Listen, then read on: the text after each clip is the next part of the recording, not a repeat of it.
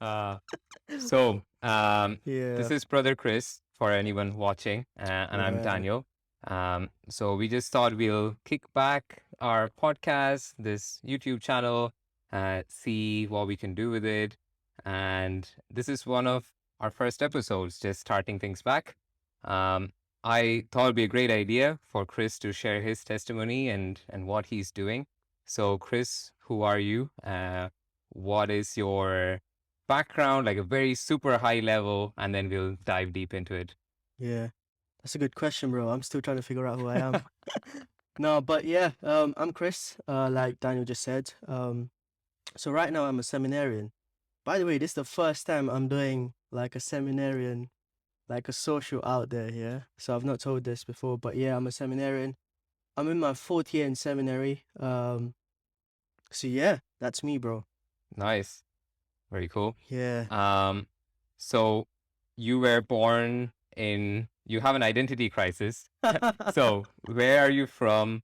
Yeah. So I was born in India, in Mangalore. Yeah, it starts with an M. But I was raised for a few years in Bangalore, which is the same spelling, but it's a B at the beginning. So whenever I say these, they're like Mangalore. I'm like, no, Bangalore. And then they're Bangalore. I'm like, no, Mangalore. So you can mess around with it, yeah. But yeah, so I was born in Mangalore, and then for like the first 2 years, I went to Dubai for my kindergarten or whatever they say, LKG, UKG. And then I came back to Bangalore. When I say I came back, yeah, with my mom and dad. Um, did my first, second, third in Bangalore, and then went to Dubai again for my next 2 years, and then we finally moved to London, to England. So yeah, when they ask you where you're from, I'm like, I would love to say I'm a London boy now though, because I've been in London for most of my life. So yeah, Nice, nice. So I have a list of random questions to go through right, just cool. to get to know you a little bit before we do a deep dive. Yeah, What's your favorite color? that's a tough one, you know. Red, I think Red. red. Is there a reason why? No, black, black, black. Black? Yeah. Any particular reason? I don't know. I guess because now I'm more used to the clerics. Yeah. It has to become your Black and white. favorite. Yeah, yeah, yeah, Okay. What yeah. kind of music are you into? So I'm a big hip hop fan. Hip hop and grime. So grime is like the UK. Well, started in London, so UK music basically. So hip hop and grime. Yeah. Nice. Are you into any podcast listening? Who are your favorite Um. podcasters and podcast series you're listening to? Yeah, I listen to a lot of podcasts. When it comes to like religious stuff, my go-to is Matt Fradd. The guy's Great the guy. boss. Yeah, he's the boss in this thing. I love his name though, Pints with Aquinas. Yeah, Matt Fradd, Ascension Press. Then other stuff I listen to is there's a podcast called No Behavior, which speaks about like life in London and stuff like that. Then there's 90s Baby Show. Yeah, and then there's another one, the Catholic Talk Show. Yeah. Yeah, Mm, two guys and a priest. Yeah, just coming and discussing stuff. So yeah, those are my go-to. nice. Yeah. Last one here. What's your favorite movie of all time? Ah, bro. So I'm not a movie person, so I hate watching movies and for me, this is the thing, yeah. If in the first 5 to 10 minutes the movie doesn't click, like you hear me snoring throughout, so that's gonna be a tough one. But I would have to say a movie that kind of got me thinking of stuff is Interstellar. I don't know if you Great guys, movie. yeah, Know that. Yeah. yeah, it So we got won't me. spoil it for anyone Yeah, yeah, who yeah, hasn't watched it yet. It's a great yeah. movie. It's one of It my gets you favorites as thinking. well. Yeah. Yeah. And there's another. Well, if you're asking me for well, it's not a movie. This is a series kind of thing called Dark. It's a German thing, Mm. but it's about time dilation and all of that stuff, and it messes your head. So I love movies that mess my head, Yeah. and then I Yeah. go and study So and it's like related to like time and space. I love those yeah. ones. So did you see Tenant? So I wanted to watch Tenant, so that's on my list. I know it's like super old now. It's like three Yeah, years, like 2 years. I think a year or two. Yeah, yeah, yeah, I But need to watch it's that. I need cool to as well. watch that. But Yeah, I felt it was probably a little bit too crazy though. That yeah. it's like like there's things like Interstellar or Inception. They're Inception. Yeah, like that's another one. they're like a good balance. But I Yeah, kind of felt like Tenant was like a bit too crazy or like what just happened kind of thing. Is it Christopher Nolan? I think so. Yeah, that Yeah. guy's crazy, bro. He does all these movies.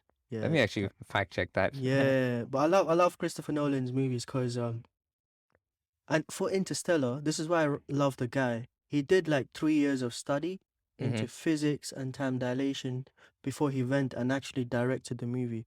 So that goes like to show like his passion for doing stuff. Yeah, He just doesn't yeah, do like things and yeah. Tenant is Christopher Christopher, yeah, Nolan's it one. must be, Yeah. must be, must be.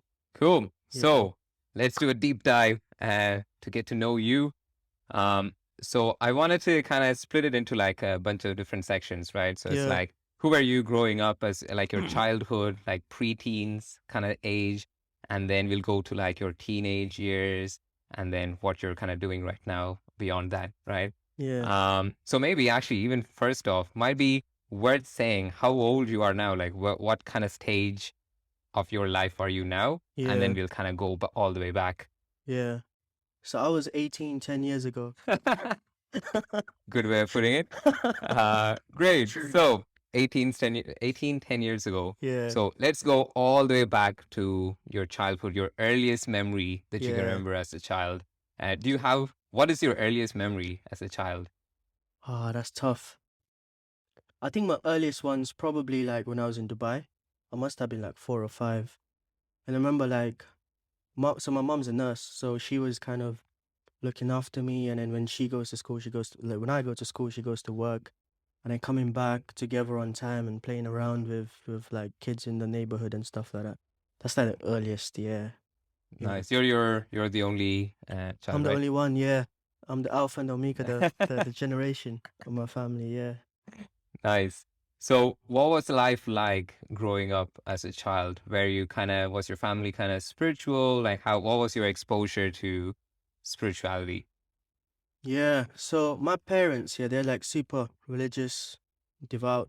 My mom especially, because I think when she was studying nursing, so she did that in Mangalore, because it was like a Christian kind of a college. Mm, Um, so there used to be all these charismatic prayer meetings. So even before she was married, like she was involved in like prayer meetings, and then the whole thing was run by nuns, so like sisters. So they kind of make sure like there's morning prayer.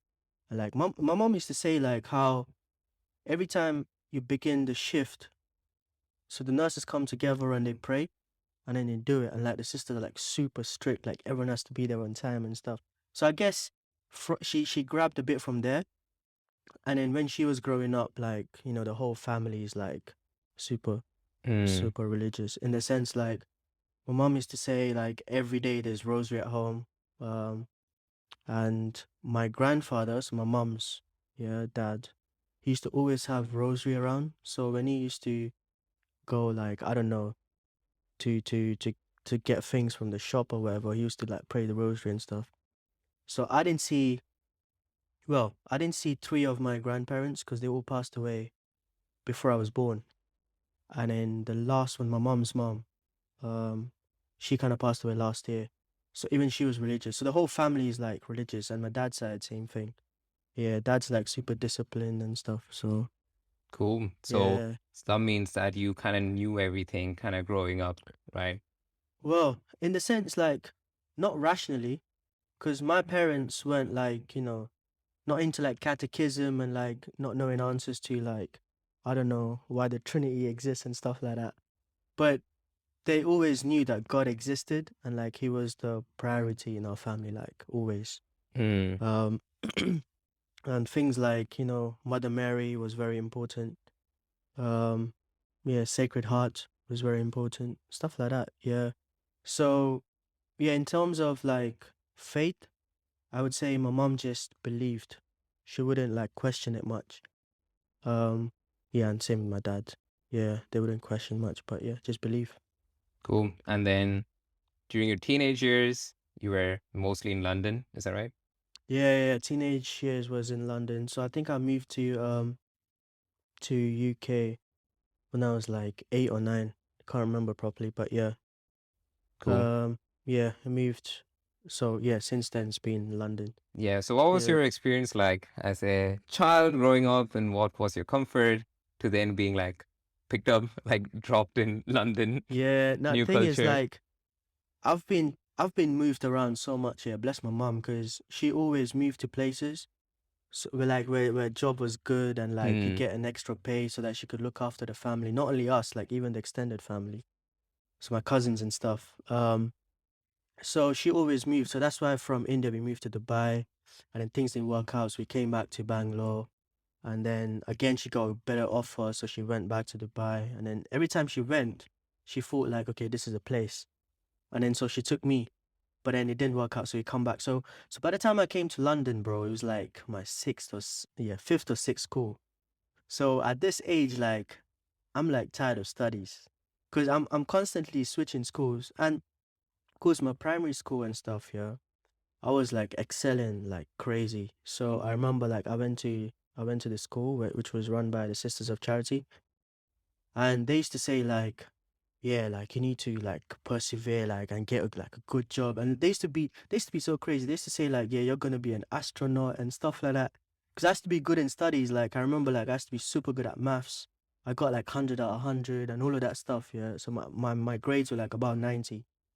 But because of this constant switching, I just found it so difficult because the syllabus is different.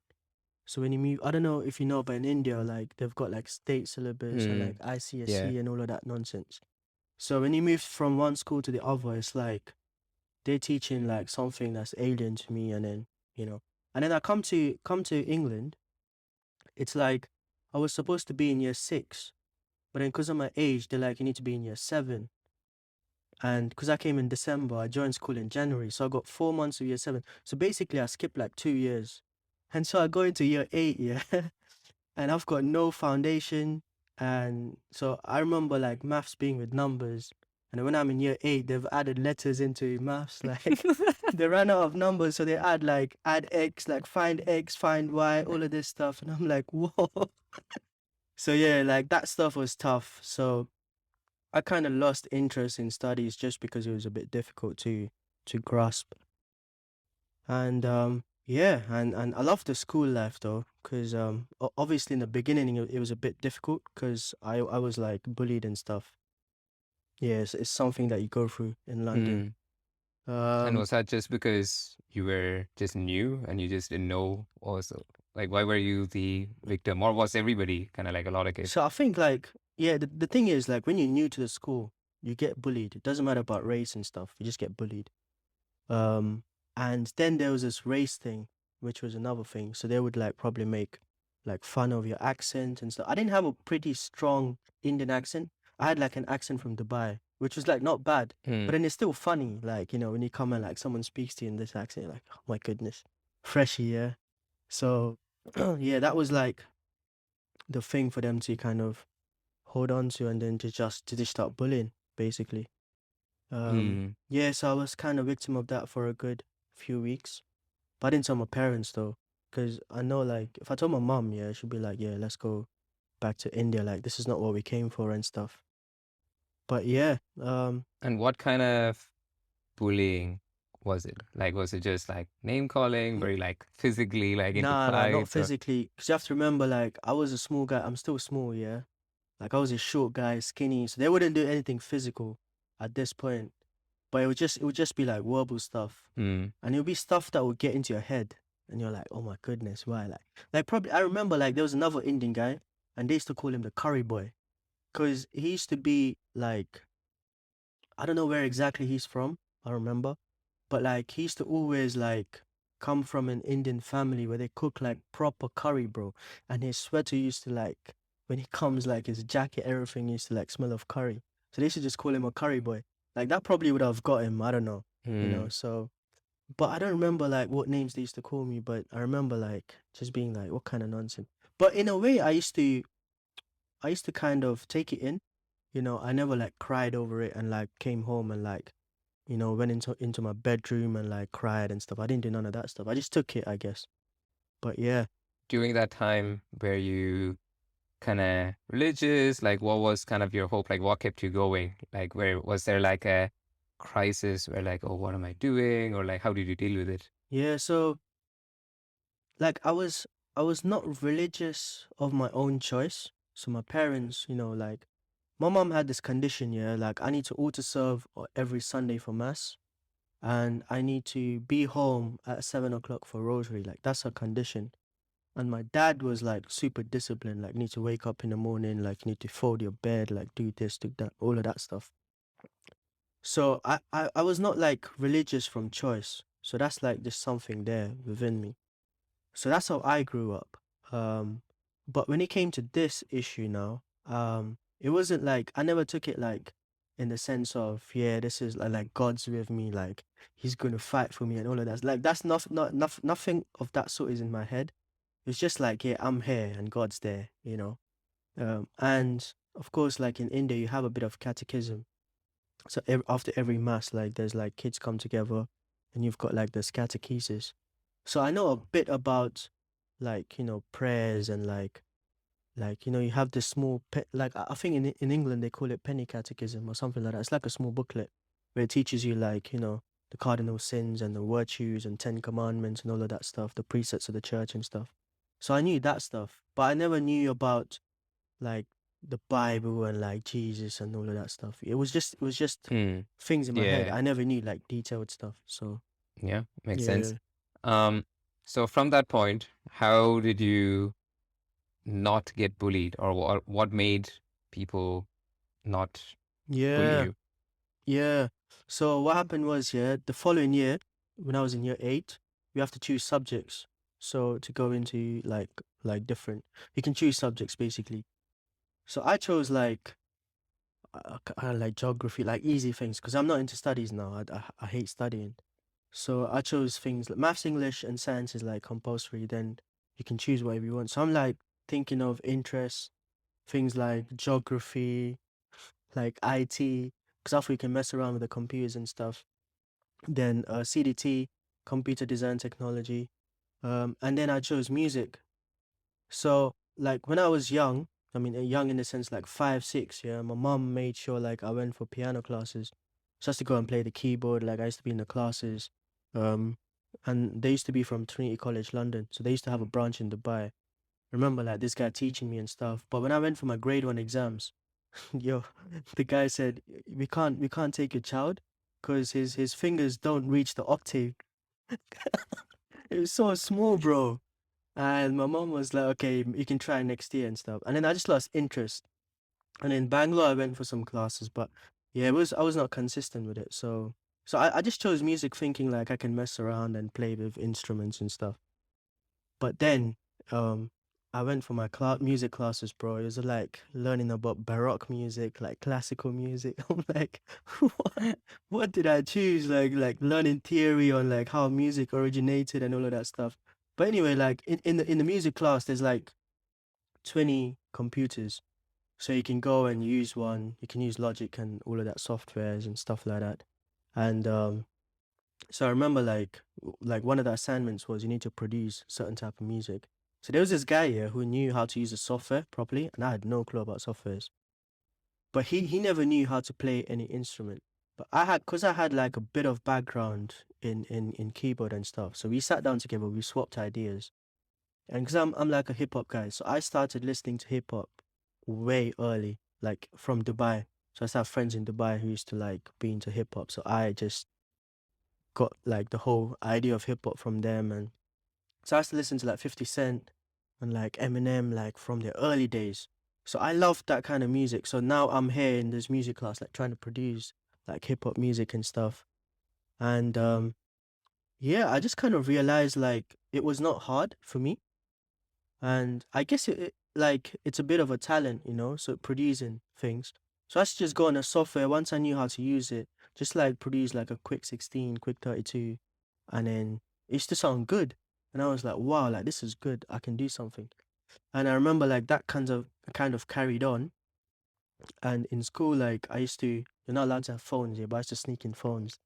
And like like during lunch break, run into the music studio, like produce like this beat in like 15 minutes, put it on my phone, run to the playground, like play it for people, and they would just come and like freestyle. Yeah, so I kind of got like a bit of recognition from there. So basically, the guys who used to bully me used to come and freestyle, and then because I used to produce this similar kind of music, I just got pulled into their friend circle. So that's how like the guys to bully me became my close friends. So I'm like kind of getting a bit of recognition in school. Um and I just get sucked into this, bro. So I like firstly I'm not into studies. So I'm kind of imitating what these guys are doing. Um things like, after school, like going with them and like going to music studios, like learning how to use different equipments like DJing and stuff like that. So in one sense, like I'm getting into the music side of things slowly because I'm loving music basically. So I'm getting into that. And then from this side, I'm just like, I don't want anything to do with school.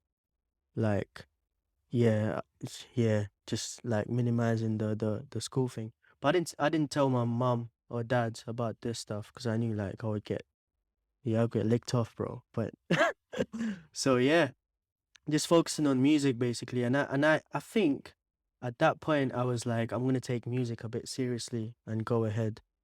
So yeah, I get sucked into that, and then so our school is like a Catholic school.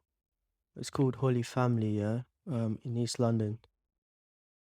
But and like two or three famous guys went to that school, like Lethal Bizzle, he's like a grime artist, like Ozzy B, like grime artist, like they all went to that school. So he already kind of has a name, but like the school is like based around like council estates. So like all these kids like just come and like they're all from like broken families. So they don't really give a flying monkeys, bro, like about their grades, about their future and stuff. They just come there, even if they don't wanna like, they mess around the whole day. So I'm looking at these people and I'm like, these guys are cool. So like I wanna be like them. And then I'm just doing what they're doing. So most of these guys were like proper drug dealers, like they were trappers. So for me, yeah, I didn't want to get involved in it. And I didn't even know how I got involved in it. So I never used to like I've never tried drugs and stuff, but my friends like they used to sell them. Like even they were not into drugs and stuff. Like no one like none of my friends back in the day were like, yeah, like there's like cocaine, like let's smoke it or let's sniff it and stuff, yeah. But it was all about selling and making money. And for me, yeah, I'm like good at convincing people, so I can sell you anything, bro, just by the way I speak and like I can convince you. And so like they used to like give me some stuff which I used to go and like sell it off. And I used to keep like 30%, 40%. So I fell in love with money. I used to do that. Then I used to produce music. Now at this stage, I'm like producing beats and like selling them off. And especially like selling them off in the sense like I'm producing beats. It would take me like, I don't know, an hour to make like a proper nice beat, yeah. And then I would give it to one of my friends who would then go and liaise with the recording artist or whatever. And I'm like, I don't want all of this like like paperwork and all of that stuff to do. I just love enjoying making music. I want money. So give me like 60% of the money. So that's what I used to do when it came to music. And there was my other friend, like we used to do crazy stuff, bro. Like we used to buy this like Adobe Photoshop here. We used to buy it from Alibaba. Do you know Alibaba? Yeah. The Chinese, Mm. the website, yeah. We used to buy it from there and we used to sell it on eBay. So we used to buy like tons of Photoshops, like 60, 70 boxes. And we used to get each one of them for like £20. And we used to sell them on eBay for like 120, 130. And so we used to split the profits. So now I'm thinking like, so we got the first batch and we're selling like 30, 40 of them and people are buying. And we're on a hype, bro. We're like, we can make a living out of this stuff. And so we used to do that. Then there were other things, like other crazy things, like we used to do for money, So I fell in love with money, bro. That was like the motive. I used to make money, like spend it crazily. I remember like when I first came to England, yeah, I remember like asking my mom, like, let's go to this sports shop and like buy like JDs or like JJ. That back in the day there was like JJBs and stuff, Foot Locker and buy like these shoes and stuff. But my mom never used to like. People think if you're like a single child, you're spoiled. But I don't think I was spoiled, bro. Like my parents were like strict to a certain extent. They never bought me like whatever I wanted. Mm. So they kind of maintained, like a bit of a boundary over my spending and stuff. But for me, I needed that stuff. So when I made money, like I used to just splash it. I remember like buying like trainers every week, like buying clothes every week, buying like tons of stuff every week, and just looking flashy, you know? And yeah, like I think I started DJing when I was like 13, 14. And even like I wasn't like a proper, like a club DJ, Mm. but I still DJ for like freestyles and stuff, and not like like nowadays, like people get like this, I don't know, like the DJ Maverick Pro, yeah, connect their USB and press a couple of buttons and say like they're DJs, but I wasn't like that, bro. I'm like proper with the You vinyls, know this yeah, the stuff. Yeah. turntables, yeah, the scratching, the queuing, yeah, all of that stuff. So I'm like proper into that, and I used to like DJ for freestyles, so that used to give me like a good amount. Yeah, so just started falling in love with money, bro, and yeah, went on from there basically. Everything I did was for money. Like if you want to do something, like what's on the table, like how much do I make out of it? So I was like so money oriented. Like everything was like money, money, money. Yeah. Mm. And okay, so but that was like pretty early on in your teenagers, like 15, Yeah, it was like 16. super So do early. you think that kind of like spoiled you, or like what were the downsides of having money so early? Because most people start making their money when they're like after college, or like in a Yeah. part-time job during college. Um, what kind of impact do you think that had on you, other than like obviously like very focused on money? Yeah, I don't know, to be honest. Like, because I was surrounded by friends who had thousands, bro. Like, these guys were like proper into it. Like, they used to do like tons of fraud, and like, some guys like used to do crazy fraud, like big money business. And so for me, like, I thought like that was a lifestyle of like a proper London guy. Cause I never saw like people who were like, and I've never seen, yeah, a guy into music and at the same time like studying, getting like A stars in physics and maths and stuff, and then pursuing uni. I've never seen that. Like the people I grew up with, they were all into like this kind of stuff. So for me, like that was a reality. Like that's what, like I'm thinking like this is it. Like there's nothing else beyond this. So yeah. So I don't know like what impact it kind of had Hmm. on me thinking I shouldn't have done it, or but you need to understand, bro, London is so dangerous, yeah. It's like, yeah, here's a crazy story. Like I came in December, yeah, and within like 4 or 5 days, like I got robbed, bro.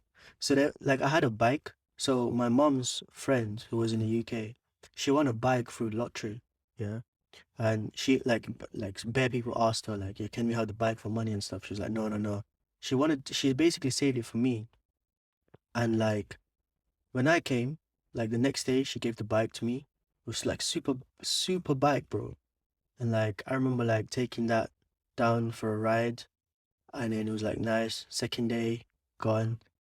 Bro, third day I go to the same location, like I'm going through this hollow pond, like it's like a woods, basically like a woods.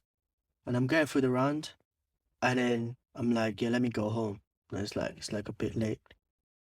But then there's something like, nah, this bike is good, let me go again. So I go again, yeah.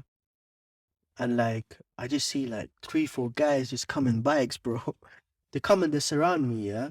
And so they're like speaking to me like, "Yo, where you from? Like, what's this? What's that? What?" They ask me all these questions, bro. And this is like the first time in UK, bro. It's like 4 days into me being in London, and I realized like one of the tires is broken, like it's punctured, and like it's basically broken off. I don't know how the guy brought it to that place, but they just wanted a spare tire, bro. Yeah, and they were thinking of getting it from my bike, and because they didn't have like spanners and stuff, yeah, they threw me out and they took my bike and they were gone. And I remember like crying, bro. I was just like in Hollow Pond, just crying and stuff. And there was this Jamaican guy who was cycling around. He came and he was like, "What happened to you? Why are you crying?" And so this guy, he was like, "Tell me which direction they went to. I'll go and get your bike and stuff." So he goes. And I'm like this small guy, like just crying. And he comes back, he's like, we don't know what to do, you need to report to the police and stuff, yeah. And he kind of became a close friend, bro. This is the first time I'm meeting him. He became a close friend because I realized he's like 4 or 5 like doors down my house. So I walk back crying and I'm like, London is crap, bro. Like, what happened to me? And so this was like one of the incidents. In school, we always had fights, yeah.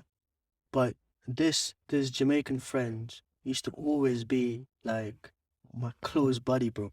Like whenever like I don't know if when you were in Ireland in schools, you had this like when you're on stairs, they switch off all the lights and people just go crazy, like swinging. Yeah. For me, like I was short, bro, and I was not strong. So what I used to do, I used to be scared. Like I used to miss all the punches because they got by my head. But if I'm on the top of the stairs, like I used to just jump on people, bro. And I remember like I jumped on my friend, this Jamaican guy, and he's like, "Bro, what you doing? We're supposed to be in the same team." So like we just became close from there, yeah. And like I remember like I've been robbed so many times, bro, like 6, 7 times in London. It's like so dangerous. Like there was like this point when I was coming back from like the recording studio, and like these council estates close to school, they're always fighting each other. So there's always fights in school. And I remember like walking back and these guys come and like surround me and they're like, yo, what you got for me? At that point I had like an MP3 player. I had like £2 for my chicken and chips. All that's gone, bro. Like, boo. And I'm like, bro, this is like crazy. Like, this is like everyday London. And another time, I never knew, yeah, people beat up other people for no reason, bro. Like, we were walking back from school and there was this like Malayali friend with us, yeah. Like, we're walking back and a couple of these guys like surround us. And then we're just like acting brave, bro. Like we've got this testosterone in us, yeah. Like, yeah, we don't have anything for you and this and that, yeah. And my friend, this Malayali friend, yeah, bro, he runs. And as soon as he runs, yeah, these guys were like about to attack us, yeah. They run after him, they chase him down, Mm. and they like beat him, bro. And I was thinking, like, why are they beating him? This is what they told him. Said like, when your brothers are in trouble, like, don't leave them and run away. They had a reason to beat up that guy, bro. Oh my goodness. But anyway, like this Jamaican friend, he was always there for me. In these situations. Yeah, like there was a point where me and Emmanuel, remember, like who Mm. passed away in 2015. When we were coming from gym, like we were about to be jumped on, and I just like quickly text this guy, yeah, and there were like 4 guys who came like threatening us, and they had like knives, bro. And I called this Jamaican guy like, yo, bro, quick, yeah. And within like 2, 3 minutes, these guys come in like polo cars, bro, bangers. They just come and surround us, bro. And it's like this crazy scene, yeah. And because of him, yeah, I'm like rescued from like a certain situation, but it's all God's providence, I should say, yeah. But what happened was one day, like he called me up, and we were like about to go for a movie. So it's like, yo, Chris, man, let's go for a movie. So I'm like, yeah, cool, man, let's go. Um, 15 minutes pass. He's only like 5 minutes away, bro. 15 minutes pass. This guy's not there. He's like, he told me he's on the way, so he should be there in like 30 seconds. Half an hour's gone. 45 minutes gone, and then I get another call saying that this guy's stabbed, bro. Wow. And I'm like, what? It's not true. And I remember um, going to the crime scene. Yeah, this guy basically passed away, bro. He was like stabbed. He had like 4 or 5 stab wounds in critical places. And but even before I got there, there was like police, like there was this tent, there was like all these cars around, streets were cordoned off. And like at that point, yeah, when I saw him, I was like, that's the moment I started questioning on life. That was the first time I ever questioned on life. Was like, what is life? Like, is there a soul? If there's a soul, like, has it gone to heaven now? Like, where is it? Like, what's gonna happen to his body? Like, they're gonna bury him. like what's gonna happen to him after and stuff. So all of these questions, bro. And I remember getting back home, I was like so mad. Yeah, I didn't speak to my parents. I didn't have food because like he was like my best friend, and he's like gone. Hey. And like from tomorrow, there's like I can't call him. Like all of this hits you, yeah, and like you just become a different person. And I remember my other friend saying like, "Yeah, we need to get revenge and all of this stuff," and it was all madness. But somehow, like, I never got deeply involved in all of that stuff because our school is wild, bro. There's so many of my like class friends who are still in prison. Like, two of them got released like 2 years ago and stuff. They're all like crud. So out of this, yeah, for me, like, this is like reality around me. Do you know what I'm saying? Like, I don't see anything beyond this. Like, I don't see no horizon. Yeah, my cousins in India are doing pretty good. Yeah, they're all like gone for like doctor and nurses and all. They're securing good grades. But for me, like, this is what I see around. You know what I'm saying? So you were on that path, Yeah, and what happened next? Like how, like that lifestyle, thinking about Chris in that lifestyle, and yeah, like seeing where you are today, yeah, being a seminarian, yeah. That's going for crazy. priesthood. How did that happen? This like seems like completely two different worlds. Yeah, I don't know, man. That's God's grace, man. Like, I still remember, yeah. So I used to obey my mum, and I used to be like, okay, Sundays I'm gonna go to altar serve. But this rosary thing at 7 o'clock here, I used to follow that for like first 3 years. And after I got into these kind of business, I wasn't like I used to tell my mum. It is funny because I was not getting the good grades. I used to tell my mum, like, mum, like there's like extra classes after school, yeah, which I can go to and get my grades up. But really, I'm not going to school, bro. I'm going like to these studios, to after classes. So my mum thinks I'm in school studying, but I'm going to like all these different sesh, yeah. So I used to be like super late. Some days, bro, I didn't even come home. I used to like stay at my friend's place and sometimes come like super late home, like 1, 2 o'clock in the morning. Like like my friends used to go party like in Mayfair and all of that, them places there. So yeah, I used to just join them, bro. I used to be like so small, yeah. I didn't even know like the bouncers in the clubs. We used to be our friends. So if there's like two bouncers who are like who don't like they don't know each other, yeah. I never used to go to the club because I'm not allowed. But if the bouncer knows me, yeah, he'll either send me through the front or he'll be like, go through the back door. And then I used to just like go through the back door with like two, three of my friends. So I used to have like that kind of life. And then, amidst of all of this madness, um, one of my friends, yeah, he was like he's from India. He was like much elder to me. Yeah, I think he was like 3 or 4 years older to me. I don't know how like he was an auto as well, and he kind of invited me like for a football game. So I used to be like good in sports, bro. I used to play for like under 15s Essex cricket. Yeah, I used to play under 50 from school. And then I used to be good at football. Like I used to be decent at football. I was not like super good. I used to be like decent. I run around, kick the ball, and then make sure it goes in. Yeah, that's me. So this guy, he kind of called me for a football match. Now I'm thinking like, yeah, maybe like there's a tournament, and maybe I might go there and you know win something. Maybe I'll get paid. So I'm asking all of these questions. He's like, no man, just come and play for us and this and that, bro. So I'm going to this football game, bro, and this guy took me to Hainault, yeah, and there was a prayer meeting, bro.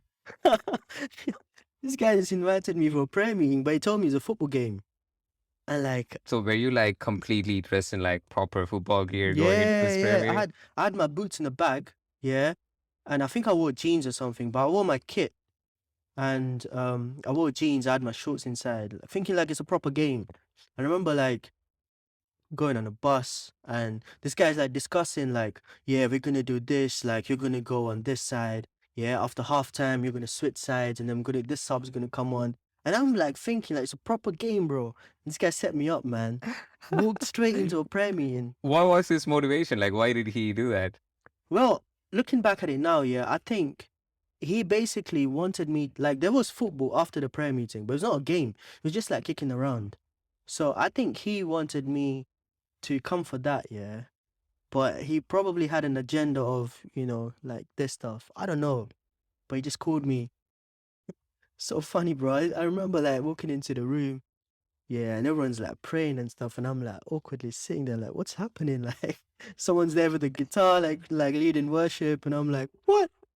Yeah, I thought people were hypocrites, bro, because for me there was nothing like prayer meetings in my life. For me, it was like Sunday worship was the only thing there, and evening rosaries. I've never seen anything else. Yeah, when I was like young, my mom and dad used to take me for retreats because they wanted to go. But I never used to attend. I used to just sit down because I never understand like what the priest is saying, like, because it's like heavy stuff. And bro, retreats in India is a madness, bro. You got like speakers like just throwing out all these decibels, yeah. And the mics, like, they hold the mic so close and they just shout, bro. I don't know what, like, it's mad. I used to hate retreats. And like I never understood. Sometimes you go for these retreats without not knowing how many bad things are there, yeah. But you go to a retreat and the priest is like saying, like, you're not supposed to do this, you're not supposed to do that. And like you're like, what?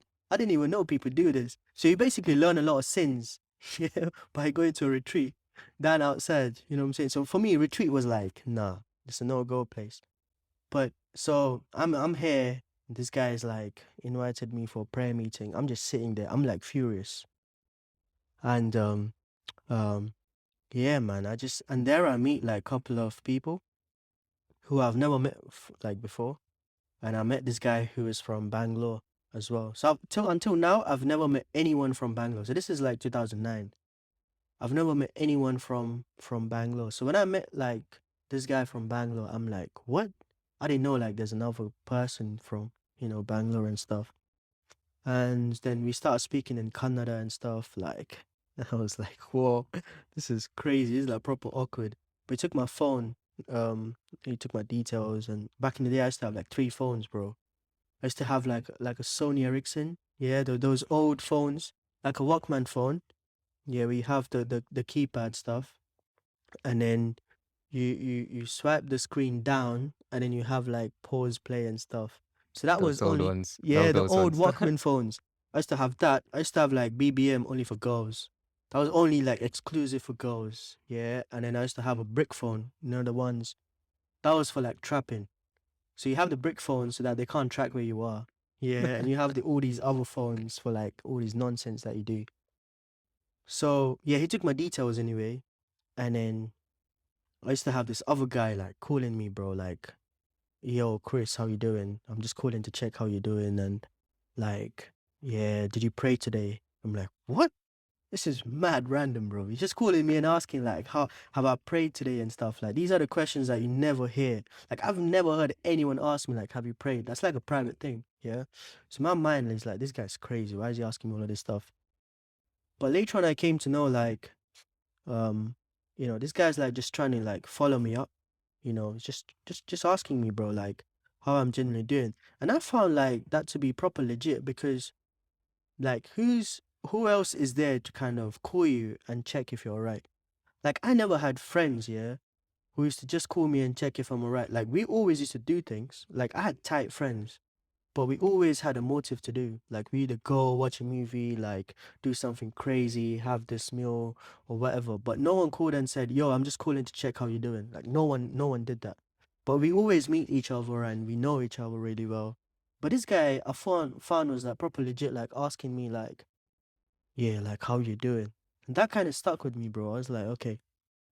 So he invited me for a prayer meeting now, and like I'm really not interested to go, but because it was in my parish where I used to auto serve, and because this guy constantly used to call me, I was like, okay, let me give it a try. Yeah, I'll just go for the sake, cause yeah.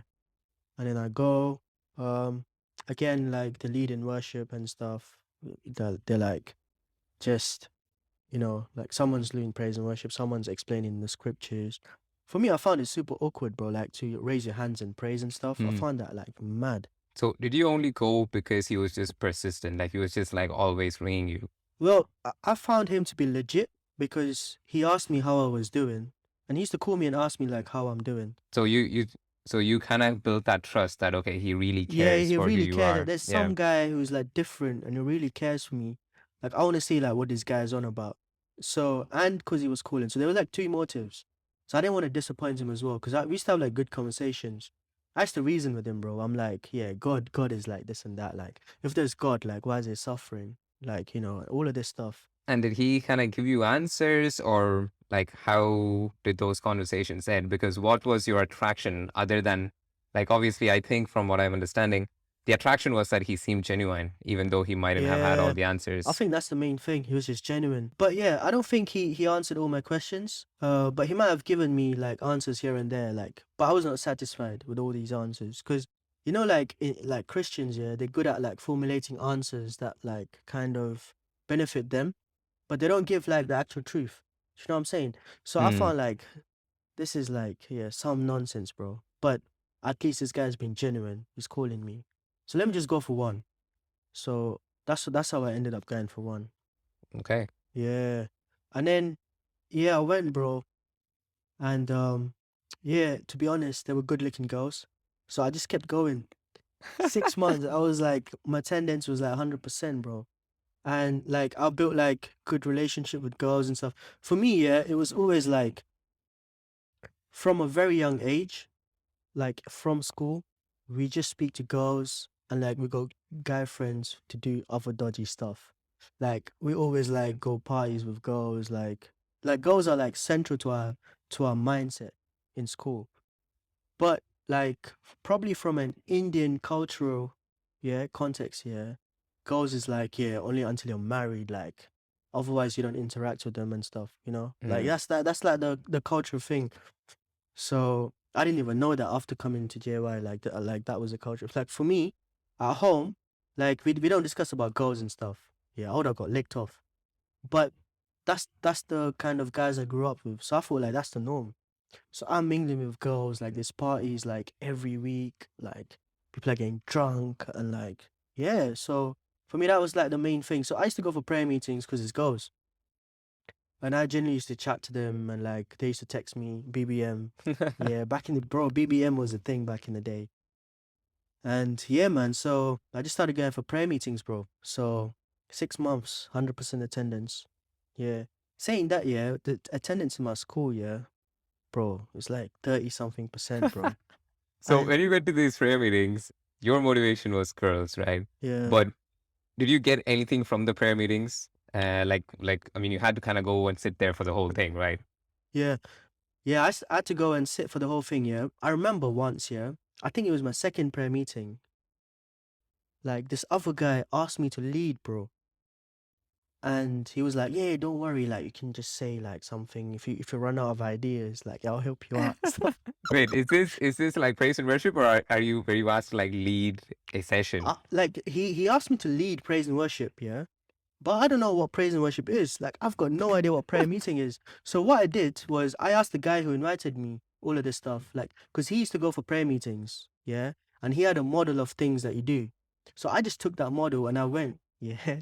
And I remember like so the guy who told me to lead praise and worship, like we're sitting together, he's nudging me, yeah, lead, bro, lead, lead. I'm like, what do you do? So I'm just reading like Psalms, bro.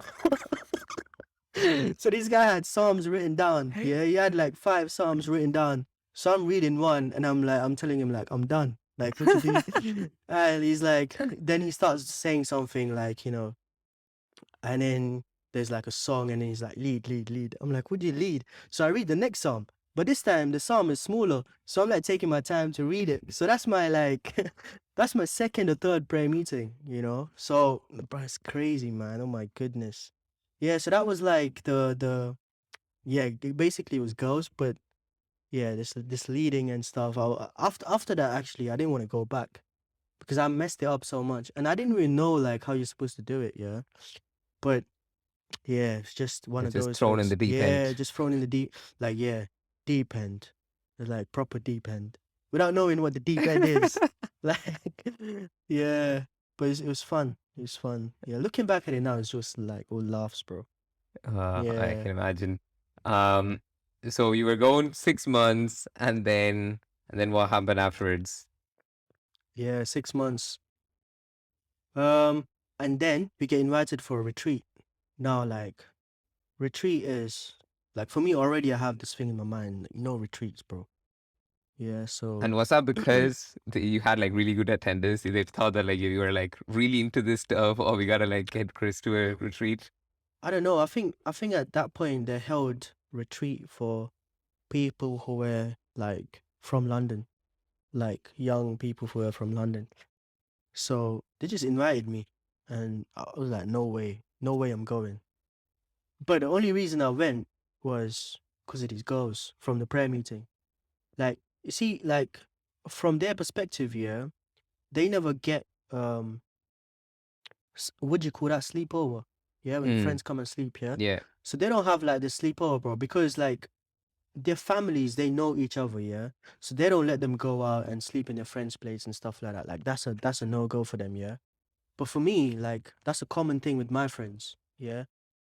But for them, they want to have these sleepovers with their friends, yeah, just like have a movie night or something. But their parents don't allow, so they come for retreats, bro. Because in a retreat, 3 day residential retreat, you're basically like, the whole day you're with staying your with your friends friends. and Yeah. stuff, and you can like chill and all of that stuff. So all these girls are like signing up, and their parents are thinking like, yeah, my daughter's holy, like my son is like proper holy. Yeah, he's going for a retreat and stuff, but they don't know the motivation behind, they're going Mm. for a retreat. So I'm like, yeah, anyway, like these girls are going for retreats. This guy's going for a retreat. So might as well go. Yeah, so go for a retreat. It was held in Bethnal Green. Um, and I remember like the first day I was messing around, bro. Now, like I wasn't messing around in the sense like being like super disruptive, but I wasn't like paying attention to whatever it was said, yeah. And I remember like there were like topics like God's love and like, yeah, this is how crazy it sounds. Like imagine telling that someone who don't has no idea about faith, yeah, that there's this powerful God, yeah, and he loves you so much, yeah, and that because of sin you can't do anything. So he sent his son, and then his son died so that you're free. Like, if you're not into like Christianity, bro, that just sounds like mad. That sounds like some, I don't know, it sounds like some Tom and Jerry stuff. So for me, like, I'm thinking like this is some nonsense, bro. But because I had like a background of catechesis, I'm thinking, yeah, maybe like maybe our faith is just this and stuff. But I'm being like super skeptical here. And so the first session goes, I'm like, yeah, whatever. Second session comes, same thing. I'm being very closed basically. I don't want to know the truth as well. At one point, I'm like, because I know like this is some BS. So I don't want to know the truth. Even if you're going to convince me, I'm not going to be convinced. So whatever.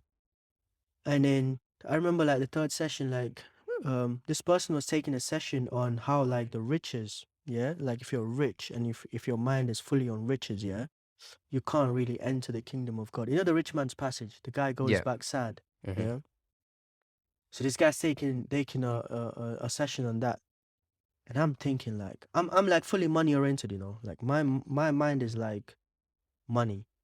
Yeah, you can't speak to me anything about anything else. It's all about money. And this guy's saying, if you got money and your mind's on money, your heart's on money, you can't go into the kingdom of God. So then I'm telling my friend, like, yo, ask this question, bro. Because I'm scared of the preachers, bro, because Hmm. I have no biblical knowledge. Yes, if I say something, he might just say, yeah, John 3:16 or like Mark 5:20 or something. And I'm like, what's that? You know?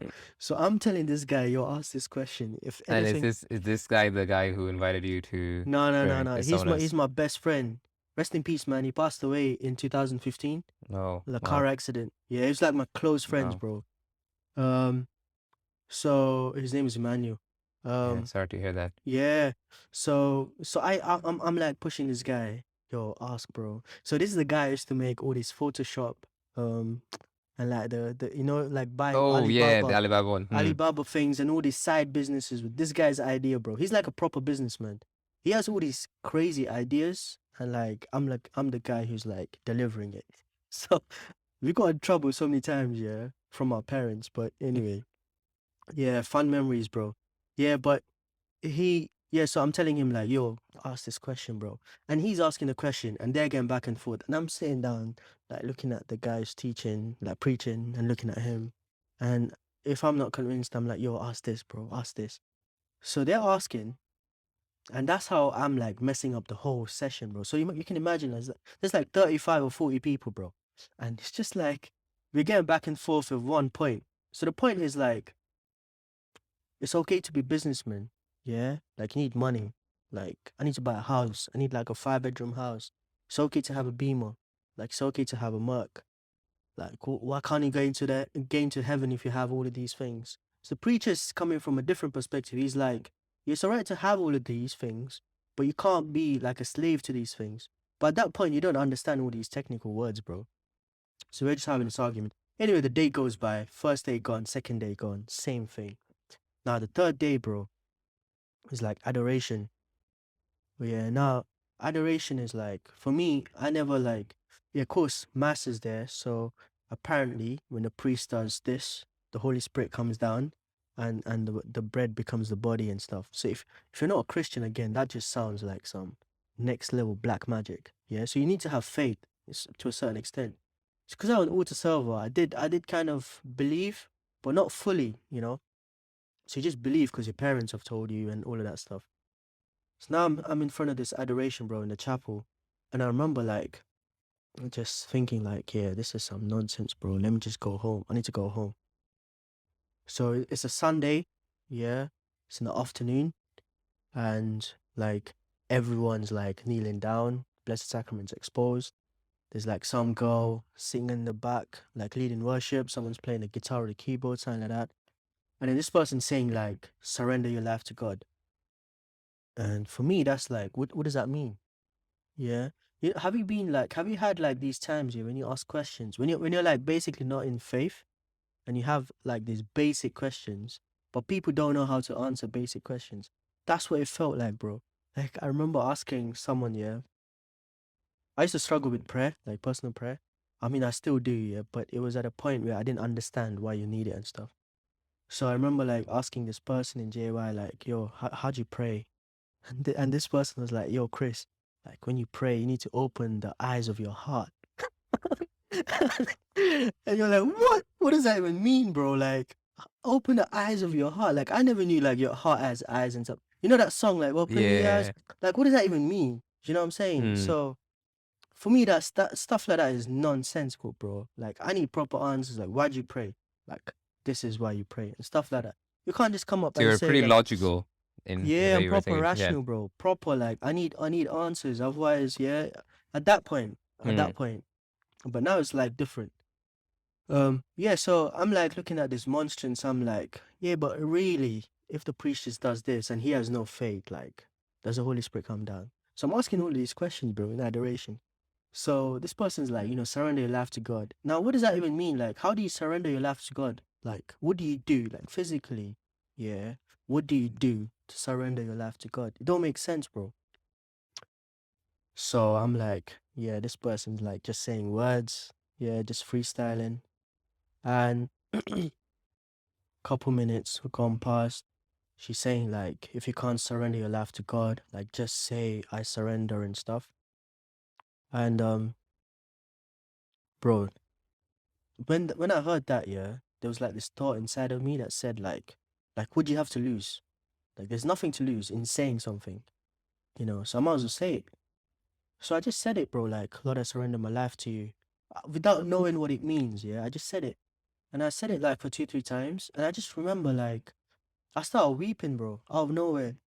No, like I started crying. Yeah, I'm a London guy. Yeah, like throughout my teenage years, I've been robbed like 6, 7 times in London. I was at knife point at one point. Yeah, I've been beaten up in school, like friendly fights and stuff. I've never cried, bro. But I'm here in the chapel in front of the monstrance and like tears are coming out. I don't know what's happening to me. I'm like weeping and like I'm looking at other people, they're crying. I don't know what's happening. So anyway, I start crying, crying, crying. Suddenly, bro, I realized like the life I was living was not right. Like I don't know how I realized it, but I just realized it. Like there was this deep sense of like thing inside, like an intuition inside of me saying like, bro, what you're doing is wrong, bro. And today I can say that's the Holy Spirit. Yeah, it was convicting me of the sins that I was leading a like crazy life. But then like I started weeping, and then I had like this vision, like just closing my eyes and like I had this vision. It's like a 2 second vision, yeah, but it felt like 2 hours. I was like in like this in like an island, like full of pastures.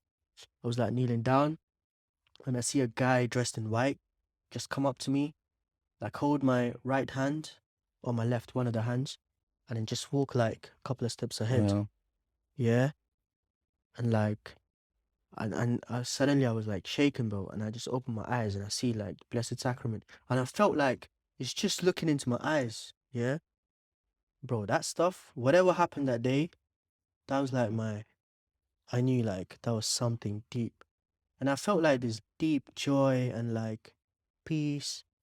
You know, I don't even know, like you can't really express it in words, you know, hmm, because like these experiences, you can just like describe it, but you can't really, say it in words. Like you just felt. But yeah, that's what happened, bro. I think like that was, well, not I think, I know, like that was like the encounter. Like that was that moment where I went back. I remember like after that stuff, I was like, yeah, none of this BS, bro. No, no more. And I went back home, yeah. I didn't speak for like 2, 3 days. Um, and like I threw my like phones away, and I remember like speaking to this guy and I was like, yo, I need to come for JY prayer meetings regularly. Like I feel like there's something here. And then like there's a sense of like every time a person like breaks the word, hmm. I feel like, whoa, like this is some deep stuff. Like it's just not a book. Like there's something that has a lot of parables, a lot of meaning. There's a lot of depth to it. So this is like in 2010 when I was like 18, 19. And yeah, man. So ever since that, I just Wow, continued in praise God. JY. Yeah, Wow. that was my Um, turning point. so you had that encounter, that vision, and then was your life kind of like just change just like that with all the decisions that you made? Or was that like a more gradual change? Or at least in some things, maybe, right? Like, what was that journey like? Yeah, there were some things that changed, like that. I remember going back home, yeah, going on Facebook. I deleted like many of my friends, bro. And that's not a wise thing to do, actually. Yeah, but I just did it. I don't know why I did it. But I kind of, and that was a year when you have to kind of move away from sixth form or something, and you're going to uni. So I knew like I don't need these friends anymore. So I just deleted them from our Facebook. Yeah, and that time it was like MSN. So close off MSN, all of that stuff. Yeah, and I just kept like a few close friends to myself. And yeah, so that was like a major change. The gradual change was like, of course, like in terms of behavior and stuff. Like I wasn't a superstar the next day. Like I had to learn a lot, like in terms of morality, like living like a moral life. Um, yeah, things like that, you know. What advice do you have for someone Mm. who is at that crossroad where they haven't had their own personal encounter experience, but they want to, like they're looking for, like they just want God to prove Himself, right? And they want to know if all this is real. Uh, what should they be kind of praying for or seeking? Because sometimes, like people just don't know what to do, and they're just like looking for this encounter because we hear like so many stories of like people having all these amazing encounters and experiences, and then you just wish like, when's that gonna happen to me? You know, like when will Yeah, like God just prove Himself to me? yeah, yeah, yeah. Yeah, that's a good question, bro. I think like this is what I think here. If God, well, God really desires to kind of reveal Himself in different ways to different people, but it also depends on our cooperation. So we kind of need to have an open heart, yeah, so that when He reveals Himself, like it's that moment. Because I know some people, bro, who have no personal experience, but they just go off in conviction, like they know, like that God exists, that I need to worship Him. Like they don't find it difficult, to kind of doubt, I guess, because they're just convinced, bro. But someone like me, like I need to be convinced. So for me, like I would say, if there's anyone like that, yeah, if one of you guys, then probably have an open heart, basically. And God, He's your father, bro. Like He wants Himself to be revealed in your life, and it's not like a puzzle, like you kind of like solving mysteries and like it's nothing like that. It's a relationship. So the more you get into a relationship with God, even before that, actually, like if you really have like an open heart of like, yeah, I want to know if God really exists, and you're kind of seeking it, yeah, then God will reveal Himself to you. There's a good story about Saint Augustine. I'm not sure if you heard of this, yeah. So Saint Augustine was a crazy guy. Yeah, he was worse than me, and he was into like Manichaeism and all of that stuff. And like his mom Monica was like praying for this guy, like, yo, my son needs to come back to the faith and stuff. But anyway, this guy's like super intellectual, bro. Augustine's like super intellectual, and like somehow Monica sets up this thing about Saint Ambrose and Augustine going and meeting him. And Saint Ambrose meets Augustine, yeah. And Saint Ambrose is like proper like amazed by Augustine's intellectual knowledge. And so Saint Ambrose goes to Augustine's mom, Monica, and is like, your son's like gifted with wisdom, with knowledge. And then he meets Augustine back and he's like, Augustine, like, what are you doing? And Augustine, at this point, he's not a Christian or whatever, yeah. Augustine says, like, I'm searching for the truth, yeah. And this line, what Ambrose said next, like, hits me hard every time, bro. So St. Ambrose goes back to Augustine, like, Augustine, you silly guy. Like, you don't have to search for the truth. The truth is searching for you. So it's like, that hits you hard, bro, because Hmm. more than like you searching for Jesus, like, He's searching for you. Like, more than anything, more than even you decide to search for Him, like, He's always like looking for your heart, He's looking for you. So he has more desire for you than you probably have for him. So yeah, just have an open heart, bro. Keep Hmm. keep seeking. And yeah, and the Lord will reveal in His time. So yeah, don't be discouraged if you've not had a personal encounter yet. But it's always good to have an encounter. Because we're all humans, we're all rational. We always work by 2 + 2 = 4. So yeah, I Yeah. would just say that. Cool. So after this encounter, how did you from that point get to the point where you're like, okay, priesthood is your calling? Because even Yeah. from that point to priesthood Mm, seems like such a big jump. yeah, it is. It's a big jump, yeah, if you take it from point to point, but it's a journey, Mm. so like every journey you're like kind of stepping up to respond to His call. Um, so for me, like I got involved in JY because I wanted to know more about like Jesus, like scriptures. For anyone who doesn't know what JY is, you mentioned that Yeah, quite a bit. So maybe you need to JY. intro. JY is this amazing movement, yeah? It's relative, but it's an amazing movement called Jesus Youth. It's a lay movement that kind of had its humble beginnings in India, in Kerala. I think in 1985 or something around that time. But yeah, now it's like super active in different countries. What? So Jesus Youths, yeah, Jesus Youth. The short form is JY. So the main charism is like youth ministry, focusing on youth, bringing youngsters back, having a platform for them to come together to have that encounter. So that's like, speaking about encounter, that's like the main charism of Jesus Youth. Making sure we create a platform so that youths encounter Christ. So that's what we do. We've got this. Our spirituality is like 6 pillars. So like a pillar is like something that holds a building. I mean, not one, yeah, but there's like different pillars. But pillars, that's what usually they do. So it's like 6 of these kind of hold our spiritual life. So it's like personal prayer, word of God, sacraments, fellowship. Uh, what is the rest, bro?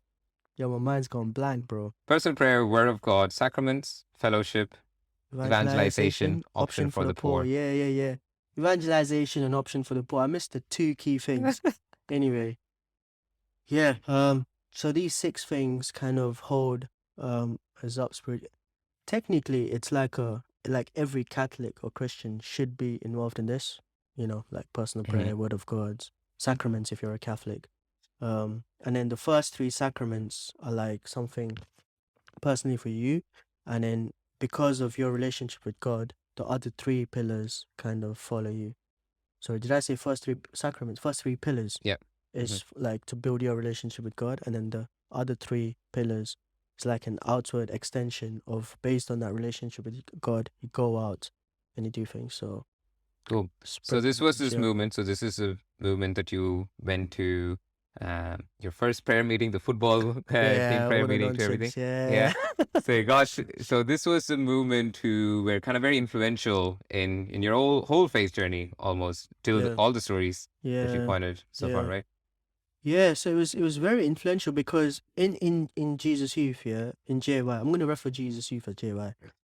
In JY, I found like as I got to know more of it, like nationally, I found like there's youngsters like who are like proper into faith, bro. I've never seen like youngsters into faith. Like for me, faith and church stuff was all old people.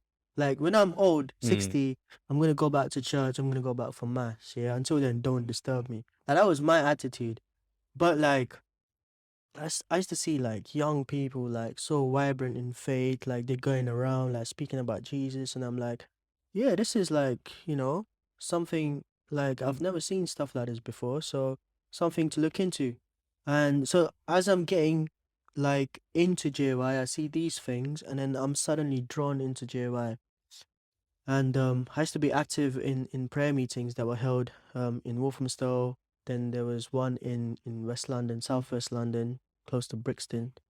Forgot the name of the place, but yeah, I used to go there. And then you usually travel up and down for different programs, help out.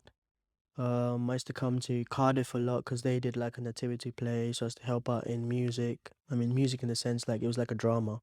So I was there like helping them like record stuff and all of that stuff. So yeah, I got involved in JY like that, bro, and slowly like got so much into it. Um, like that kind of became like my central point, basically. Like anything and everything I had to do was like JY. Like what's next? JY stuff. So Mm. my whole kind of like priority and everything, yeah, in this world was like JY. And at this Yeah. point I was working as well. So yeah, after my sixth form, I joined uni part-time, Maryville Institute. So I was doing philosophy there for 5 years. And then at the same time, because it was part-time, I was working in a hospice in St. Joseph's Hospice.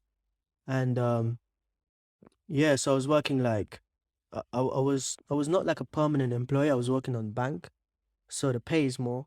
Yeah, and you can take off anytime you want. Mm. You can go in anytime you want. So it's flexible in that way.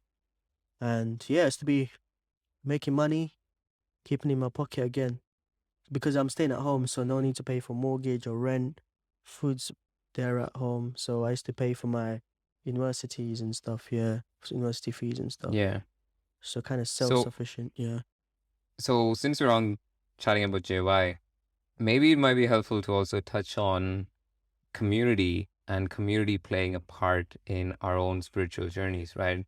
Because I know JY was your community, and for me as well, for my own journey. But I think people don't realize how you can't be a Christian on your own individually, just somewhere in the yeah, wilderness doing your own thing, and how fellowship and community is so important to like push each yeah, other and go there. So you might touch on that and maybe just the importance of that. yeah. Now, when you're speaking about it, there's a hymn that came to my mind. No man can live as an island, journeying through life alone. So you can't live basically by yourself. Yeah, no matter how self-sufficient you are, like you always need community, bro, to sustain. Unless you're Jesus. Yeah. So Well, even Jesus, I mean, yeah, even Trinity, Jesus needed he has his own yeah, they got community. community, bro. Even if you're God, you need community. Not that you need it, but community is like what we're created for. Like we always have this longing for friendship, like we're created for that. We always have this longing. Like Augustine says, yeah, like our hearts are restless until they rest in God. So we can't think like me by myself in this place, like living. It's not normal, bro. Mm. Unless you really have the gift. Like if you're a hermit or something, yeah, and you're called for a deeper contemplative kind of a calling, then yeah, you can think about like living by yourself. But a normal human being, not that they're abnormal, but like, in a normal setup, like always community is like the way to go ahead, because when you fall down, your community helps you get back up. When they fall down, you help them get back up. So it's always this kind of, balance. And in terms of JY, it's not a community where you kind of living together. It's not that kind of community, but it's a community of kind of having authentic friends who check up on, like, remember the phone call, yo, how you doing? Like that's like the beginning of community for me, bro. Like, how's your prayer life? Some weird questions, but like that's like the beginning of my life of like community. But yeah, community has always been a blessing for me. Even in JY there's like something called cell, CELL. So it's like a group of, youngsters, like at least like close friends. You don't have to be close friends, but like from the same kind of gender, so male, female. Like if you're very close and you wanna like, you need that kind of friendship to kind of grow, then they do recommend having like a cell group. So I have a cell group. There's like three of us. Um, and it's not super active now, yeah. But it used to be like we used to be like so active, bro. It's not active because like these guys are married, bro. Like they've got kids now. Yeah, so they're like changing nappies all the time. They ain't got time for Zoom calls and stuff. Um, yeah, so we like I remember like I think I grew so much in like having a cell group, because I used to like whenever like I needed help, those were my go-to guys. When they need help, I was a go-to guys. We share all stuff, intimate stuff. There's no like shame, like nothing. They're like your brothers. Like they're like my elder brothers, and they're always there for me. Like we used to come together once a week and pray. We used to meet up, and it's a beautiful place where you kind of like, if you're gifted with charisms, you can kind of like try and test it out as well. Yeah. So cell groups, like that's another like a small thing in a community where you can kind of grow. Yeah. So that's it, bro. And for me, like community's always been part, even outside JY, like in seminary. Seminary is a type of community. Um, and now I'm living in Northampton. That's like community. My Mm. first 6 months was always community. It's not like, it's not very easy to live. It's not like, when you're living in community, you're like living in a five-star hotel. Like, but in a community, you're gonna brush sides, but that's what's gonna help you Yeah. grow. That's So, like, for anyone listening who was looking into faith seriously, but they don't have a community, like maybe they're going to mass, um, like how would someone find a community of people who would care, like that other mm, elder was to you, ringing up and be like, "How's your prayer life?" yeah. I mean, I guess like there's a lot of communities that you can kind of search up, I guess. So I know if you're in England, there's like different kind of communities, like the Shaman Youth community, Zion community, there's Opus Dei, Jesus Youth. There's many, bro. U2000. So you can have like friends from there, um, living together as well. I know like a couple of friends from U2000 who are living together. Not as a brand, but they're like friends Mm. from there. And when they go uni, they're like just living together in one kind of an accommodation. And they like, the beautiful thing about them here is like they have their own space, and at the same time they do things together as a community. So they have like morning prayer, and there's no one like above them to kind of judge them like, oh, you're not on time today. It's only like the four of them. So they decide and they help each other, and they pray together, they eat together, they go out together. So yeah, Cool. Google's the best place. I don't know, but I'm sure like in our future podcasts, like you'll speak about communities and yeah, Yeah, explore a bit more on yeah. there. So coming back to your story, Oh so yeah. community played a big part. Um, and then after that, you were mentioning about how it's iterative steps to then get you to where you are today. Yeah, So what was that journey like? yeah. So that was discerning my vocation. So, bro, I never wanted to be a priest, bro. Like, never in my wildest dream did I think like I would end up being a priest. Um, but yeah, again in JY, there was this thing about vocation discernment. Like, everyone's got this vocation of holiness. Like, everyone's called to be holy, but then you have your like secondary vocation or your state of life. Like, what is your state of life going to be? Is it going to be priesthood? Is it going to be marriage? Is it going to be single celibate life? And I had all of these things in my head. But for me, like, I still like never wanted to be a priest. I always wanted to get married. Like, I had my ideal family. I had all my 5 kids named. Yeah, I was probably gonna be in London or New York, like doing some crazy, either like business or like a high profile job. I don't know how I was gonna get there, but I knew I was like that's what I wanted to do. But at one point when I was in JY, like, cause in adoration I had this profound experience. Yeah, when I was working in St. Joseph's Hospice in London, in Hackney, um, like I used to go during my breaks, I used to go to the chapel. So like 12 o'clock there used to be mass, and after that there used to be adoration. So I used to go for mass, adoration, like every day whenever I'm working. And my boss was like happy about it. So I say like, I'm not gonna go on lunch breaks. I'm just gonna go use that time to go Mm, for mass and stuff. And it was a Catholic hospice, so there's always a priest who used to come and celebrate mass. Um, so I remember like in one adoration, bro, there was this thought of priesthood.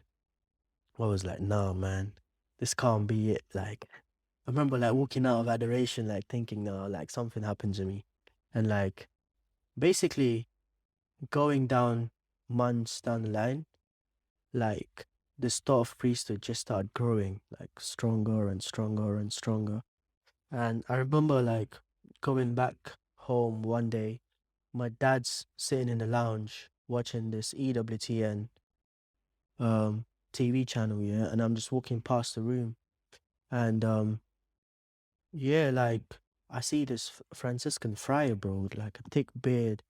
He's not the best looking guys, yeah, on TV, but like he had something on his face, like some grace, bro. There was like this grace, like just radiating up through the TV. So I'm just walking by and I'm looking at him and he's speaking about something, and I'm like, whoa, that's very attractive. I don't know if it was a habit and stuff. Maybe it was. But I would like to say like it's probably something much beyond that, yeah. So and then at the bottom there was this subtitle which said like Franciscan Friars of the Renewal. So I go on Google, I look these guys up, and they're like 20 minutes from my place, bro. They're in Canning Town. So I'm like, what? I didn't even know like these priests exist here. So after that I was like, well, American. So I called this priest and I went to his place. I went to Canning Town, yeah. And I was like, Father, I don't know what's happening. I had this profound experience. I'm part of this thing called Jesus Youth. Like, I need some help. Yeah.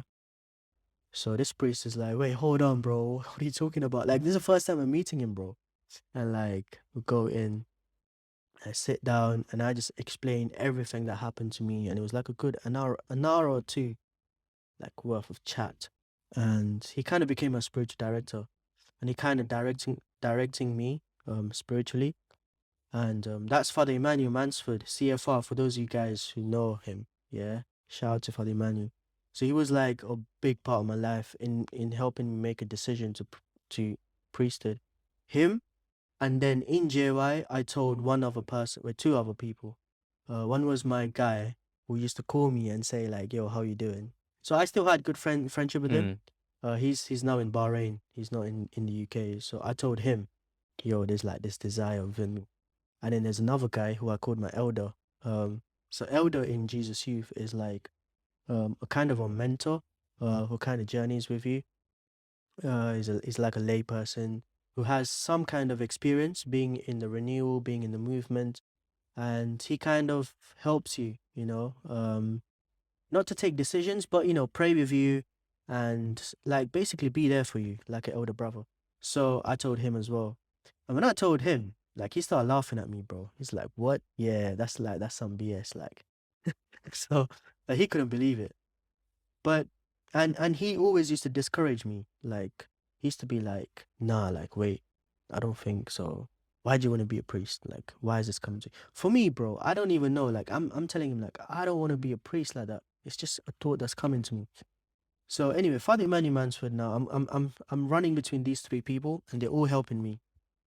And I think in like 2014 or 15, I kind of make a decision. Like, I have to make a decision, bro. I'm like 22. My mom's like, what you doing in life kind of like situation. And I'm like, I don't know. So I kind of make a decision through priesthood. Like, there's like tons of stuff that happened, yeah? Like, in terms of the Lord leading me, me having a thought of priesthood really growing within me, my spiritual director like kind of supporting it and helping me. Even in prayer, I feel like priesthood is like what the Lord wants me to do. And then like I remember like being so confused, but I had to take a decision. And I remember just praying and Father Emmanuel Mansfield is like, listen, bro, at the end of the day, like even if you make a mistake, it's like you're not dead. You can come back, like. So for now, because you're at this stage, like make a decision, just jump into it. And I remember like telling him, and like I kind of made a decision for priesthood. And I remember like, bro, like after I made that decision, there was like this peace in me. Like there was a deep sense of peace and joy. And I remember like that day I was like, yeah, this is probably what God wants me to do Hmm. for the rest of my life. But it was like a hard journey, bro. Because that discernment, it's a beautiful journey. Like, don't get me wrong. It's very beautiful. But at those moments, yeah, like looking back at it now, it's like an amazing journey. But when you're at those moments, bro, it's like proper stressful. Because you don't know if you're making the right choice. Like, all these people are saying things to you. And yeah, yeah. What was the hardest decision making for that? Obviously, you had this attraction to priesthood. What was kind of like pulling you to the other side? Yeah, I'm the only child, bro. If I go for priesthood, yeah, no family, that's one.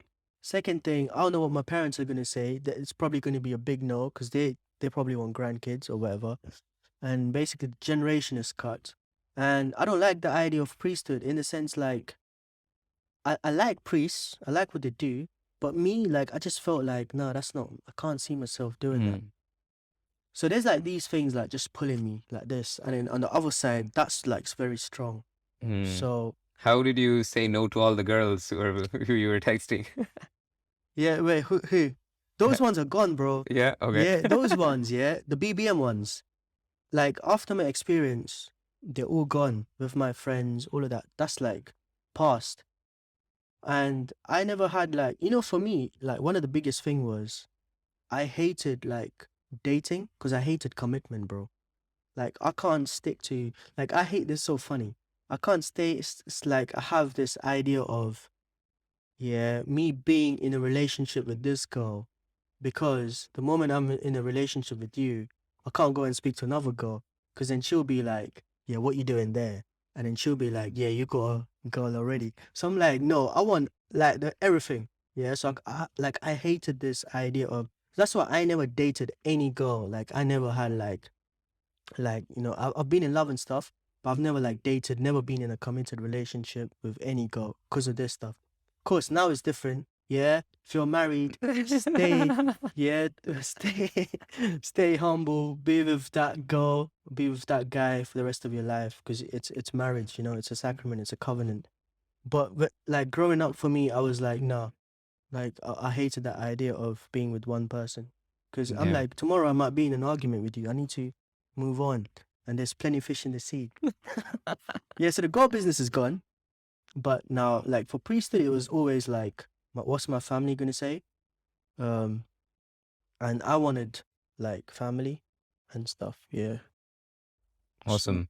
Um, so for anybody who is discerning priesthood versus married life, or singlehood, um, what was like the biggest thing that helped you? Was it your directors mm, that you were like your spiritual director? Do you think that support is probably the most important thing to have to make a decision? yeah, I did tons of stuff, bro, because I needed answers right there and then. I'm not a guy with patience. Like if I'm discerning my occasion, I need my answer today. And I want God to come out of the cloud. Yeah. And I want, like, probably when I'm praying, yeah, I want him to write my vocation on the sky. So I'm like that kind of a guy. But in this vocation discernment, I realized like God doesn't work like that, and it's for us, like it's for the benefit of us. He wants us to teach patience. Like he wants us to persevere. Like I imagine, yeah, if God told us everything that's gonna happen, I would never pray to God, bro.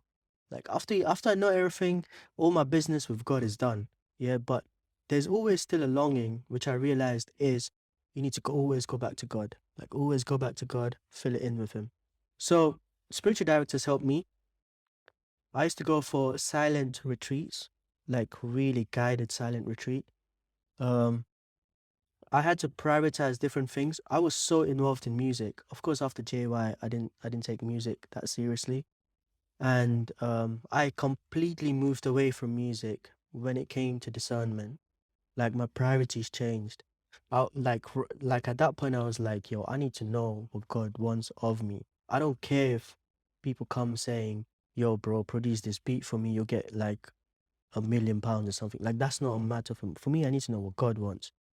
Like, so when it came to that point and how serious I was, like, things just fell in place, bro. But it was very difficult, but like it was just a lot of things together, like doing it together. And for other people, it might just be, just spiritual direction may benefit you to make a decision, or just some time of like I had to really spend time in prayer. Mm. I had to really understand myself. Like understanding myself was so important, especially when it comes to like celibacy, especially when it comes to like being honest, coming like how you deal with friends, how you deal with the same gender, with the opposite gender, like all of these things are like so important in discernment. And then like spiritual direction, being very open with the spiritual director, all of this stuff, bro. So Mm. yeah, I can't single out one thing. It's like a Yeah. combination of many things. Mm. Yeah. So you've been in seminary for 3 years so far, right? Four. Four This is my so fourth far. year. So where are you now? What's happening? So what am I doing now? Yeah, so I said yes to priesthood, but I didn't know like where I wanted to join. Like, if I wanted to join like the Jesuits or Franciscan friars. I was attracted to the friars, bro, because they were simple.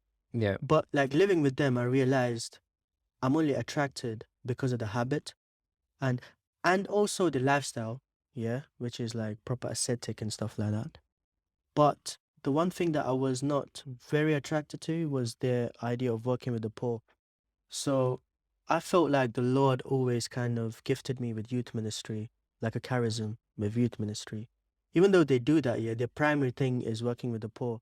For me, like that was a kind of That yeah, wasn't your calling. yeah, it wasn't my calling, and that was like one reason why I had to kind of say no to Franciscan. Jesuits, they're like super intellectual, bro. They'll ask you to do PhDs and stuff, and I'm not intellectual. Mhm. Yeah, I just look intellectual. But yeah, so that was no for me. So at the end, it just came to the Friars and Jesus Youth. And because I felt calling for youth ministry and I felt being in Jesus Youth for so long has helped me to grow. And there's like tons of youngsters out there who benefit from Jesus Youth. And I wanted to kind of have the same spirituality that the Jesus Youth has, but by being a priest. Mm. So I felt like Jesus Youth is where the Lord's asking me to go. So yeah, I joined seminary in 2018. Before that, in 2016, I went to Uganda for a whole year for mission exposure. So in Jesus Youth, there's like this formation thing called full-timership.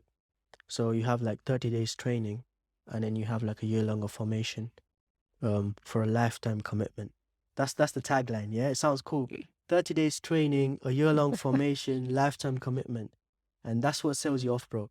I had exactly that. My 1 year in Uganda was tough, man. Oh my goodness, but it was like the best. Like it was like the most joyfulest time. Looking back at it now, it was like that's where I like my call for vocation, especially for Jesus Youth Priesthood, was like very very very deepened in Uganda. Mm. Like So what was your Ugandan experience like? Like what is some of the highlights that you like remember, like key moments in there? yeah.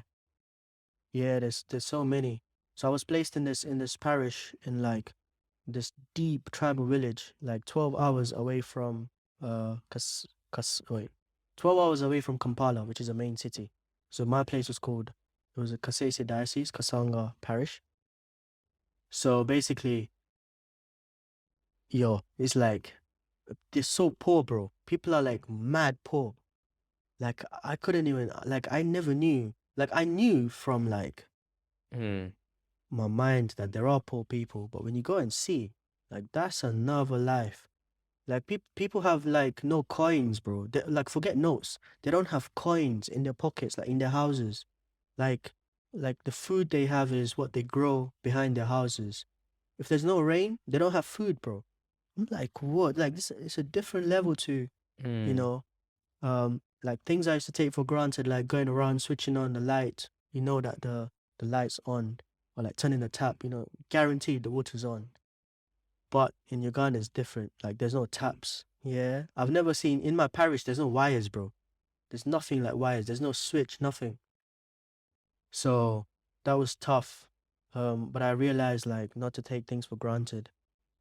Especially coming from the West. So that was like the main learning. Don't take things for granted. Be satisfied with what you get and what you mm, have. You know, don't complain basically. Like I know like people these days, yeah, like even if you have like five-star food and like something's missing, like you start complaining. Bro, there's people on the other side of the world who don't even have rice, bro. Like they don't have a grain of rice. And it's mad. They don't have like clothes, shoes, nothing. Like there's kids. Like, let me tell you the story, bro. This is like proper heart touching. I went to a village visit, and this was like I think like 4 hours away from my place, even deeper into the village. And there was a huge drought, yeah, at that time. So there's no rain for like 6 months. And this old lady, yeah, is outside the house, like just collapsed, bro. mm, And we go and speak to her, yeah. And you know what she was eating? She was eating ants that were coming from the ground. Because it's like a muddy ground, right? So it was like ants. She's eating ants, bro. And she was telling me, like, we offered food, yeah? Because we had some, like, we took food and stuff. Like, we offered food, yeah? And she told us, yeah, like, I don't want to have food because if I have food today, yeah, I'll be satisfied today. But then tomorrow I'm going to starve again, yeah? And then day after tomorrow I'm going to be in a worse position again.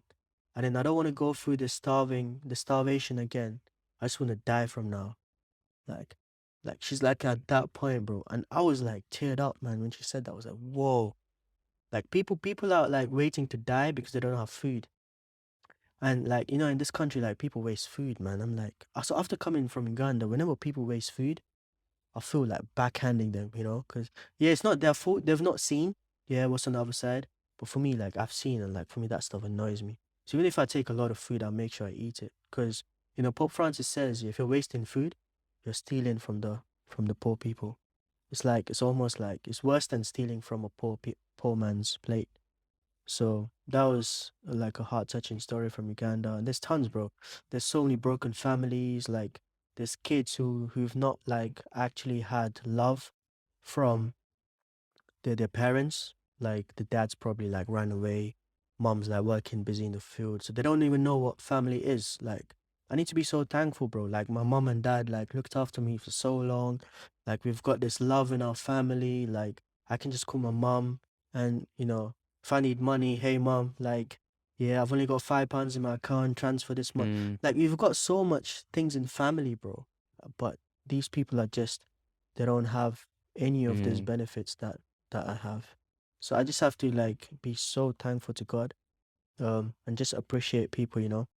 And it's so true, you know, like Jesus says, like when you have two things, like give one to the poor. It's needed, bro. Like if you really look at the world, yeah, and everyone is made in the image and likeness of God, then everyone's actually your brother and your sister, yeah. And how are you living a life of riches but then your brother is like messed up and mm. like has nothing to yeah, so there's like tons of reflection, bro. Well, Yeah, so Uganda, man, that's my place. I love that place. Yeah, so yeah. that was my whole year. 2017 I went to Haiti for a month. That was another different experience. That was like crazy. Like in a month I learned so much, and even there like I spent time with a candidate for JY priesthood. He's now a priest, Father Thomas. So he's from US. So he kind of helped me a lot in strengthening my vocation. 2018 joined seminary. First year was in Kochi in Kerala. It was hectic, bro. And then my second and third year was in Bangalore, and then my fourth year is in UK. So I don't know where the Lord's taking me, like in the future, bro. I've got no idea, but just hold his hand, just walk beside him. Yeah, that's it, man. That's that's the only hope we have, because he's always ready to kind of lead us, you know. Yeah, and if people think like going back to, surrendering your life to God, the words I heard in adoration is nonsensical to me, but it has a very, very, very profound meaning. God wants you to kind of, he's given his life for you so that you can now give your life to him and walk with him. And you lose nothing by giving your life to him. You lose nothing by praying. You don't lose anything. The only thing you're going to lose is nothing. Yeah. Mm. So, yeah, for me in my life, there's been different points where God's kind of formed me through difficult moments, and I think I needed that. At that moment, I'm probably like, yeah, God, why are you doing this? Like, So like, I never wanted to be a priest, but like, yeah, I'm on this journey. I never wanted to be prayerful and stuff. I'm here. I never wanted to be a full timer, bro. I don't want to go for full timership and stuff. I ended up going for the training. And even when I was in the training, I didn't want to go to Uganda. I didn't want to go to Africa. I wanted to come back to UK. But then I got sent to Africa.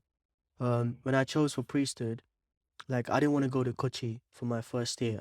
I want my training to be in the UK.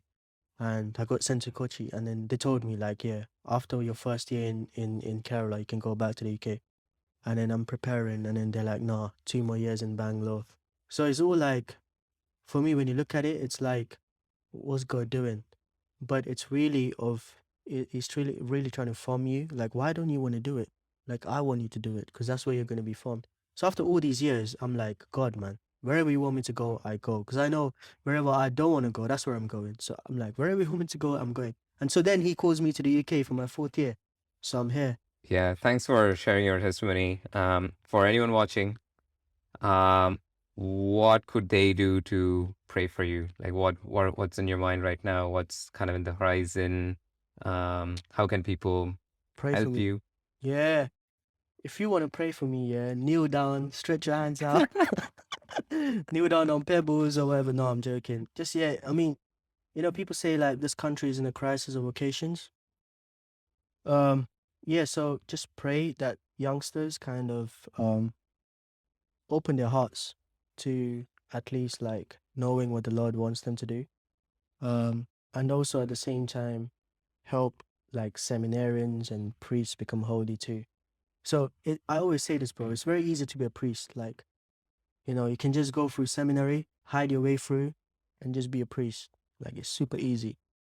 But then to be a holy priest is like super difficult, and that's what we should be aiming for. Hmm. And I don't struggle in priesthood, but I struggle to become a holy priest. Like, that's what I struggle. So every day, like waking up to say my divine office is like a pain, bro. I'm like, oh my goodness. But I still go and do it because prayer is not based on feelings. Hmm. So yeah, if you want to pray, like, please pray for vocations. Pray that youngsters are open. Pray that there's many, many more like young people who experience or encounter God. Yeah, and just yeah, that's it, bro. Cool. S- Cool. Yeah, if you want to support me, I'll give you my bank details. Nice. Yeah. Um, Thank you, bro. Anything else? Last one before we wrap up? Yeah, I think nothing much. Like, just enjoy the journey that you're in, basically. Yeah, just every journey is beautiful, is different. You don't have to be like another person. You're born an original, die an original, don't die a copy. Yeah, Great that's what I advice. wanted to say. Thank you, brother Yeah, Chris. thanks, bro.